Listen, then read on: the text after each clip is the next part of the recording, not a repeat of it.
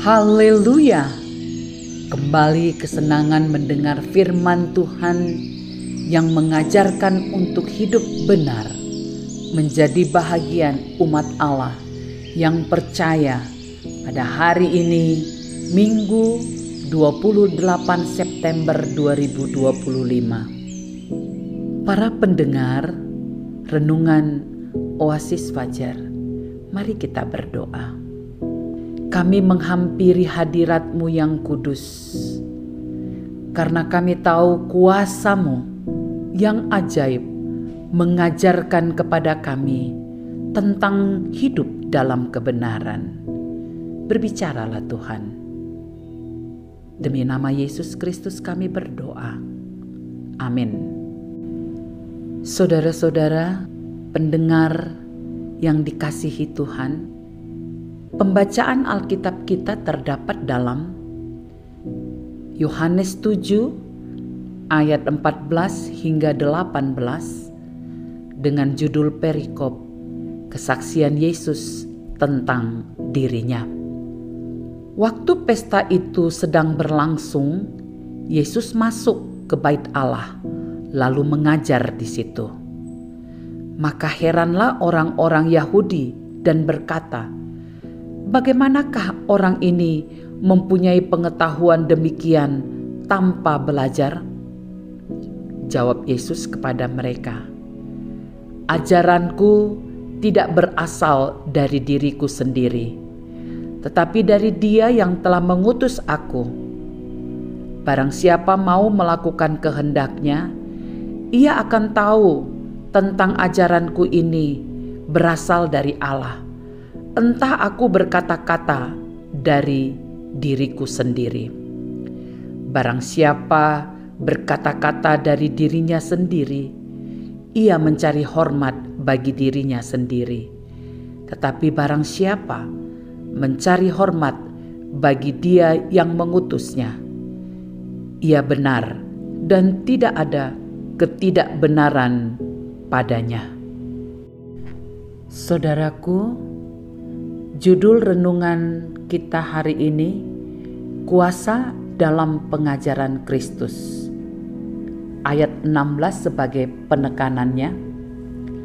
Jawab Yesus kepada mereka, "Ajaranku tidak berasal dari diriku sendiri, tetapi dari Dia yang telah mengutus aku." Melalui ayat penekanan di atas, Yesus ingin menegaskan pada mereka yang mendengarkannya dan juga kepada kita bahwa ajaran yang disampaikannya bukan berasal dari pikiran manusia, tapi berasal dari Bapa di sorga. Dan ini menunjukkan pada kita bahwa pengajarannya memiliki kuasa ilahi dan otoritas sorgawi. Kuasa ajarannya bukan hanya sekedar kata-kata, tapi merupakan kebenaran yang hidup dari Allah. Itu sebabnya pengajaran Yesus memiliki kuasa untuk menghidupkan semangat orang yang letih lesu dan berbeban berat, juga memiliki kuasa untuk menegur orang yang hidup dalam dosa, dan berkuasa untuk mengubah pola pikir manusia yang salah. Bahkan pengajarannya juga menyelamatkan orang dari belenggu dosa. Itulah kuasa pengajarannya yang membalut hati, menjawab kebutuhan jiwa manusia, dan memperbaharui pikiran manusia, bukan sekadar intelektual saja, tetapi pikiran yang selalu berpaut kepadanya. Melalui ayat di atas, Yesus juga ingin menyatakan dirinya sebagai utusan Allah yang datang untuk menjalankan misi ilahi dan bukan sekadar sebagai guru biasa, tetapi yang diutus untuk membawa kemenangan.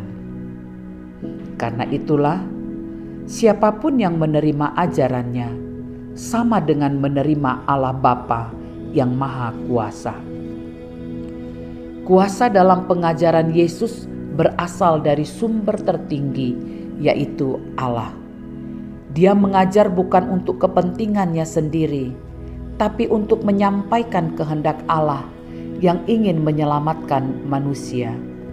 Karena itu, jangan kita meragukannya, melainkan kita harus ikut serta mewartakan pengajaran Kristus melalui sikap hidup kita yang tepat seperti apa yang dikehendakinya. Penegasan. Yesus mengajar sebagai utusan Allah yang maha kuasa, yang memiliki otoritas untuk menghidupkan semangat kita, menegur kesalahan kita, mengubah hidup kita, dan menyelamatkan jiwa kita. Saudara-saudara kekasih Tuhan, mari kita berdoa. Bapa kami dalam sorga, kami bersyukur kepadamu untuk pengajaran yang disampaikan Tuhan Yesus bagi kami semua. Karena berkat pengajarannya, kami dapat lebih mengenal cinta kasih-Mu, dapat semakin mengasihi-Mu, dan dapat memperoleh keselamatan-Mu. Dalam nama Tuhan Yesus, amin. Para pendengar renungan Oasis Fajar, demikianlah renungan kita hari ini. Tuhan melimpahkan berkat kuasa-Nya bagi kita untuk dapat melakukan ajaran-Nya. Amin.